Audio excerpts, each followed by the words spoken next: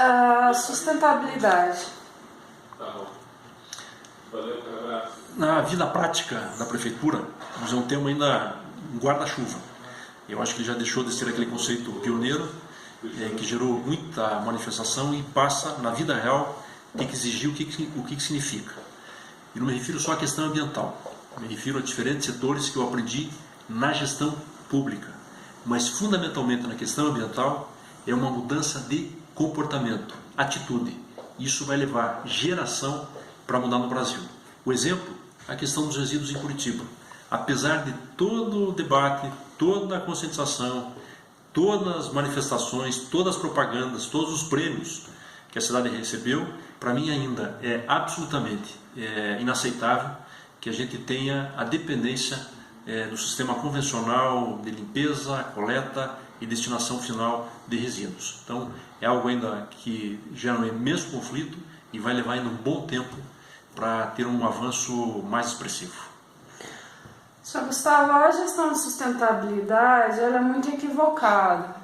As pessoas têm uma visão muito corporativa ainda. E Curitiba se destacou durante muitos anos como sendo a única cidade sustentável do país. De que forma a gente pode mudar isso?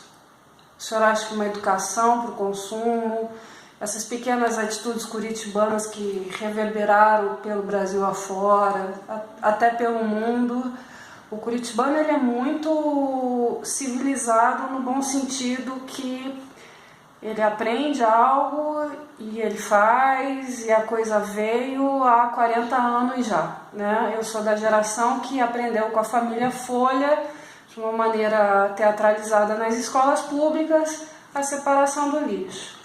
Deu certo? O que deu errado agora? Acho que é um processo. Um dos temas que gerou assim, apoios, um bom debate, mas também muita reação, é o projeto de ciclomobilidade em Curitiba. E um dia eu recebi o embaixador da Holanda e explicava, vamos dizer, a reação no início da via calma, da área calma, de ter um espaço compartilhado, carro, ônibus, bicicleta e pedestre, e um olhar especial para pessoas com deficiência. E eu falei, a reação é muito grande. Ele falou, fique calmo. A Holanda, que é referência hoje, levou pelo menos 40 anos para ter uma mudança desse porte. Então, na questão também dos resíduos, não tem uma fórmula só. A educação é um fator importantíssimo. Eu cito um exemplo. Nós conseguimos, pela primeira vez na história, uma redução expressiva nos índices de obesidade das crianças. O que é isso? Mudança de hábito.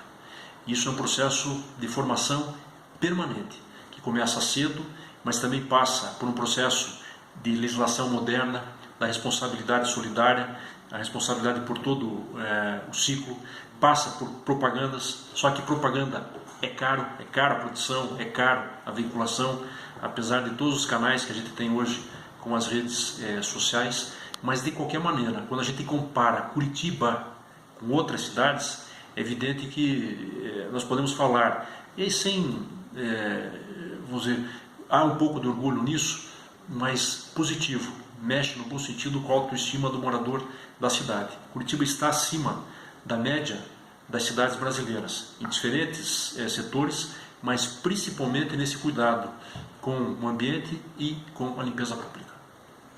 Então, o retorno da sustentabilidade de Curitiba ela vai se dar através dessas boas práticas, da ciclomobilidade, do cuidado da alimentação das crianças nas escolas, das pessoas usando menos carro.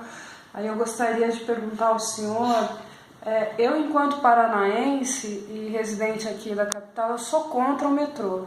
Eu acho o metrô uma bobagem, assim, mas a gente precisa pelo menos de um outro tipo de transporte público.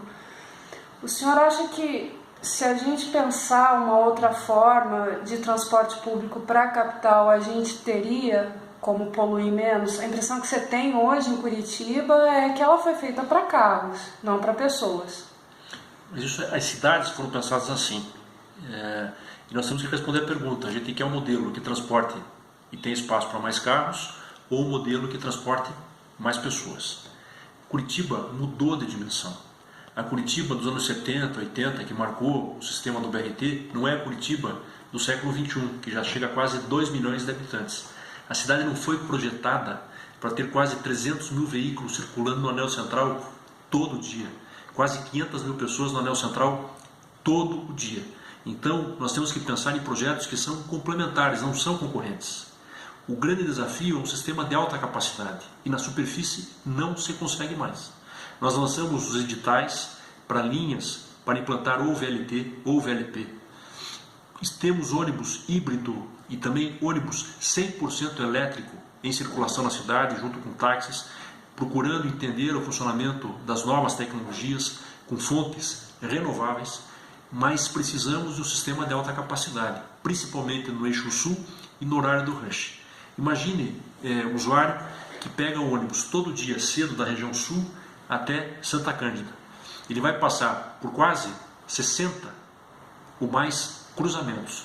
Mesmo que haja uma semaforização sincronizada, não será possível esse deslocamento sem algum tipo de interrupção e não será possível uma alta capacidade comparado com o modal com o metrô, com comboios.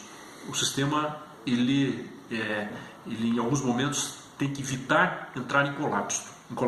Então, quando se fala no metrô, é porque em qualquer lugar, cidade do porte como Curitiba, há sistemas complementares, há sistemas de subterrâneo para deslocamentos de grandes distâncias. Quando a gente fala no metrô, é para linhas de 1, 2, 3, 5 quilômetros, não são para paradas de 300 metros, 500 metros, é para levar de ponta a ponta ou em distâncias maiores do usuário, mas tem uma questão que não significa só gestão, vontade ou planejamento.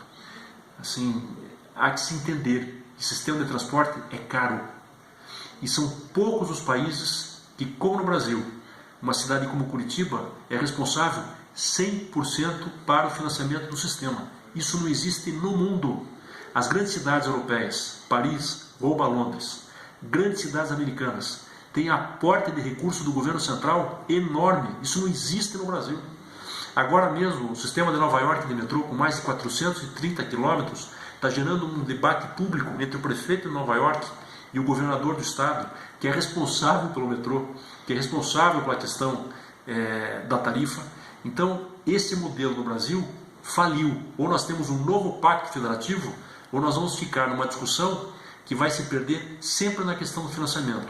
É um crime achar que uma cidade, mesmo do porte de Curitiba, tem a obrigação de assumir sozinha um sistema de transporte, seja o atual ou seja para investir no novo modal. Vai precisar. Só o BRT não dará conta nos grandes eixos, principalmente de alta capacidade. O senhor pensa um plano de educação para o Paraná em 2018? Sim, e fizemos algo em Curitiba que é referência. Mais do que projeto, é mostrar que há caminho. Mas para isso é vontade, recurso, chegamos a 30% do orçamento na educação e equipe comprometida com autonomia para trabalhar na questão pedagógica. Por vários critérios, Curitiba avançou. Hoje é a melhor indicação, tem a melhor indicação do IDEB entre as capitais brasileiras.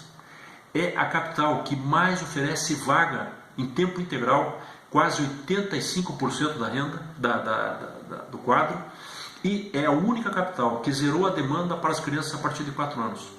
A única capital que zerou a demanda para as crianças a partir de 4 anos. Então Curitiba está demonstrando capacidade de recepcionar as crianças que aqui nascem e as crianças que vêm para cá em razão da transferência ou da busca de uma outra vida dos seus pais. E isso é transformador. A educação, para mim, é prioridade. E eu vendo agora os resultados das audiências públicas que foram realizadas na prefeitura, em nenhuma delas a educação apareceu como ponto principal. Significa também que ou a demanda, de alguma maneira, foi atendida, e há referência, mas é um trabalho permanente. A educação tem que ser incorporada na agenda pública e pelas pessoas como algo tão importante como a questão da segurança, a questão da pavimentação, a questão da saúde. Senhor Gustavo Fruit, há 20 anos atrás, 30 anos atrás, algumas unidades polos elas foram desativadas. Em 2018, o senhor acha que é possível ativar essas escolas? que ofereciam várias práticas de ensino extracurricular e outras atividades para que as crianças suprissem algumas necessidades, assim como técnicas agrícolas, indústria caseira, mais tempo dentro de uma atividade esportiva, ou vai ter um novo modelo educacional no Brasil? Eu acho que é um processo que está em permanente evolução. Há um debate muito intenso. Hoje, os profissionais da educação chegaram num patamar de conhecimento muito bom. Nós temos hoje exemplos, seja no setor público ou privado, na educação brasileira, que são referência no mundo, mas sempre defendi que recurso público, prioritariamente, na educação é fundamental. Esta fase é decisiva para a formação. E aí, evidentemente, é uma disputa de orçamento dentro da educação e também da educação com outros fatores. Mas, pedagogicamente, por método, é evidente que há espaço para ações nesse sentido. Eu cito um exemplo aqui. Nós criamos um programa chamado Portal do Futuro, que infelizmente foi desativado pela atual gestão, que tinha um papel também complementar no contraturno, mas tinha por objetivo permitir que as crianças tenham um trabalho, por vezes lúdico, mas que seja na área de esporte, na área musical, na área cultural, que colabora e muito na formação daquela criança, daquele jovem. Bom, então, para encerrar, eu gostaria de agradecer ao senhor e gostaria de entender. Então, o senhor acredita que sustentabilidade e educação são sinônimos ou elas são parceiras, assim? Eu acho que os dois são indissociáveis. Não haverá, em qualquer área, a possibilidade de pensar num projeto sustentável de país se não passar pela transformação na educação. A educação inclusiva, a educação tem que ser prioridade. Muito obrigada. Eu que agradeço.